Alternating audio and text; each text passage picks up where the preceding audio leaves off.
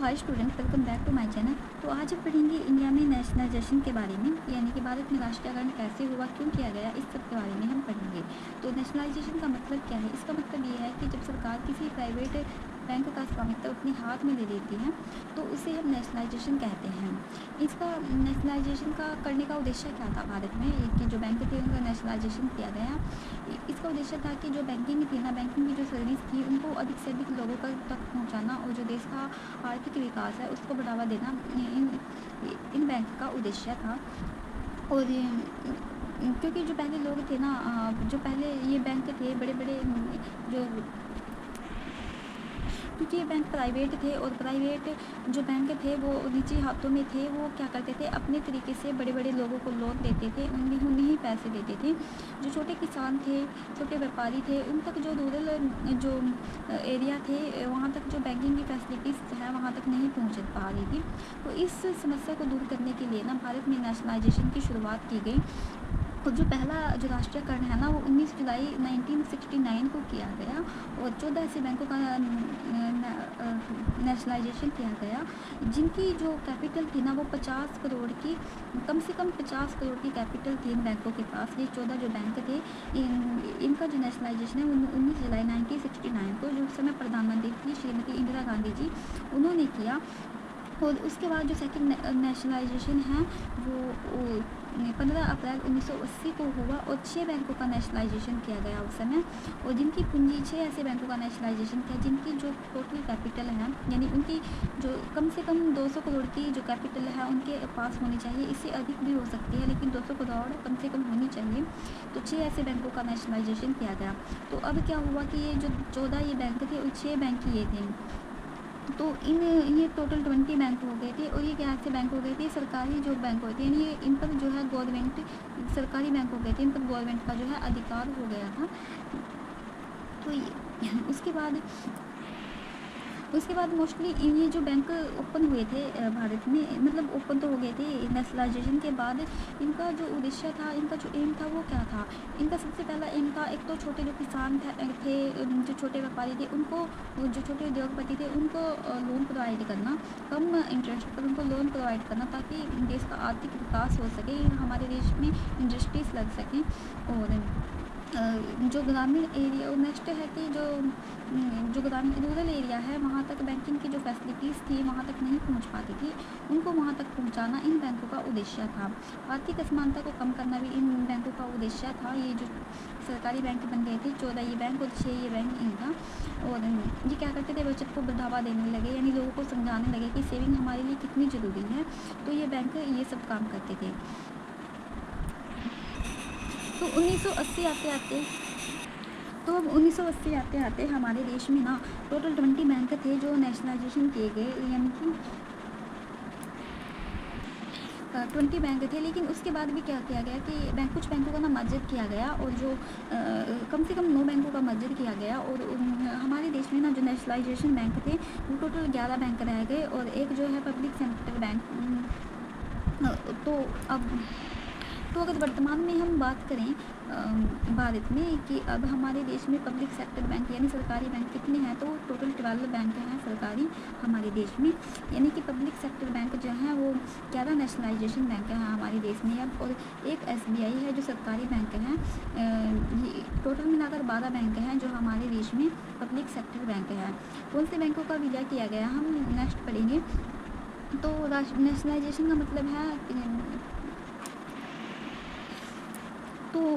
Nationalisation का मतलब है कि पहले तो ये बैंक प्राइवेट था, अब सरकारी है। तो अब जो हमारे देश में है टोटल 11 जो नेशनलाइजेशन बैंक है और एक सरकारी बैंक है SBI, तो टोटल अगर 12 हो गए। तो 1969 में ना 14 बैंकों का नेशनलाइजेशन हुआ और 1980 में 6 बैंकों का नेशनलाइजेशन किया गया। तो टोटल 20 हो गए थे नेशनलाइजेशन बैंक। लेकिन उसके बाद क्या हुआ कि कुछ बैंकों का ना मर्जर किया गया। तो सबसे पहला मर्जर जो है ना उस 4 सितंबर 1993 को पंजाब नेशनल बैंक का किया गया, उसे न्यू बैंक ऑफ इंडिया में विलय कर दिया गया। कि जो पंजाब नेशनल बैंक का था ना उसे न्यू बैंक ऑफ इंडिया में विलय कर दिया गया, इसमें इस बैंक में से मर्ज किया गया और ये फर्स्ट मर्जर था नेशनलाइजेशन के बाद का। नंबर सेकंड जो मर्जर है वो किया गया विजय बैंक का और देना बैंक का। ये दोनों बैंक जो हैं 1 अप्रैल 2019 को बैंक ऑफ बड़ौदा में विलय हो गया इन बैंकों का। और विजय बैंक और देना बैंक का को मर्जर करने के बाद हमारे जो देश में है वो 17 बैंक बचे थे जो नेशनलाइजेशन बैंक थे। उसके बाद क्या हुआ, जो 17 बैंक थे ना, इसको टोटल डिवाइड किया गया 10 में और 7 में। जो 10 बैंक थे ना, इनको इन सब बैंकों को मर्ज करके 4 बैंक ओनली रह गए, यानी कि इन सारे बैंकों का मर्ज करके यानी 4 बैंक भारत में रह गए। और अब कितने बैंक बचे थे, 4 तो ये हो गए थे और 7 ये, तो 4 और 7 11 बैंक बचे थे जो नेशनलाइजेशन बैंक हो गए। और एक था SBI जो पब्लिक सेक्टर बैंक, ये 12 हो गए थे टोटली इंडिया में।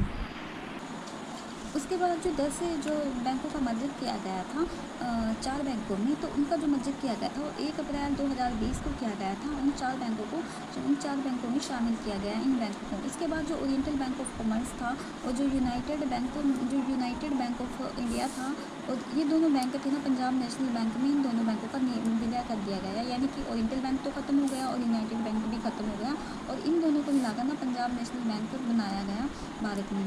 इसके बाद क्या गया, सिंडिकेट बैंक का कैनरा बैंक में विलय कर दिया गया, यानी सिंडिकेट बैंकों को भी ख़त्म कर दिया गया, उसका जो विलय है वो कैनरा बैंक में हो गया। उसके बाद इंडियन बैंक का इलाहाबाद बैंक के साथ मर्जर हो गया। जो इंडियन बैंक था, इंडियन बैंक का जो मर्जर है वो इलाहाबाद बैंक के साथ हो गया, यानी इंडियन बैंक इलाहाबाद बैंक में मर्ज हो गया। और उसके बाद जो नेक्स्ट मर्जर है वो यूनियन बैंक ऑफ इंडिया का आंध्रा बैंक में और कॉरपोरेशन बैंक के साथ विलय कर दिया गया, यानी कि यूनियन बैंक ऑफ इंडिया का आंध्रा बैंक और कॉरपोरेशन बैंक के साथ विलय कर दिया गया। उसके बाद इन सब मर्जर के बाद 12 जो पब्लिक सेक्टर बैंक थे वे रह गए, और 6 जो विलय बैंक यानी जो विलय मर्जर किए गए 6 बैंक थे, वो 6 स्वतंत्र यानी कि जो नेशनलाइजेशन बैंक थे जिसका कोई विलय नहीं हुआ था, जिसमें किसी बैंक का, वो रह गए। 6 मर्ज किए गए बैंक जो थे वो था, एक तो SBI था जिसमें मर्ज किए गए थे, एक था बैंक ऑफ बड़ौदा, एक था पंजाब नेशनल बैंक और कैनरा बैंक था, एक यूनियन बैंक ऑफ इंडिया और इंडियन बैंक था। इन सब बैंकों में मर्ज किया गया अन्य बैंकों का, ठीक है।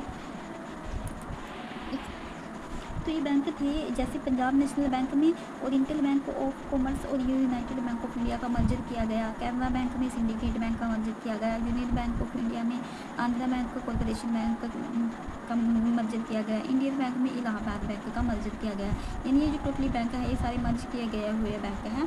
और जो ये बैंक हैं इन बैंकों में अभी तक कोई भी मर्जर नहीं हुआ था, जैसे बैंक ऑफ इंडिया जो इसकी ब्रांचेस है बैंक ऑफ इंडिया की, ये हमें बाहर फॉरेन कंट्री में देखने को मिलती हैं, ये फॉरेन कंट्री में खुलती हैं। और सेंट्रल बैंक ऑफ इंडिया, इसमें कोई मर्जर नहीं हुआ था किसी बैंक का, इंडियन ओवरसीज़ बैंक में, यूको बैंक में, बैंक ऑफ महाराष्ट्र में, और जो पंजाब नेशनल बैंक था, पंजाब एंड सिंध बैंक था, इन सब में कोई मर्जर हमें अब तक देखने को नहीं मिला है। उसके बाद ये जो टोटली बैंक रह गए 12 पब्लिक सेक्टर बैंक बचते थे जो भारत में मतलब अब हैं वर्तमान में। तो आज हमने बैंक के नेशनलाइजेशन के बारे में पढ़ा। अगर आपको ये वीडियो अच्छी लगी हो तो इस वीडियो को लाइक कीजिएगा, इस चैनल को सब्सक्राइब कीजिएगा, और मिलते हैं नेक्स्ट वीडियो में। बाय। कल पढ़ेंगे हम बैंकिंग टाइप ऑफ बैंकिंग यानी बैंकिंग के प्रकारों के बारे में। तो थैंक यू, बाय।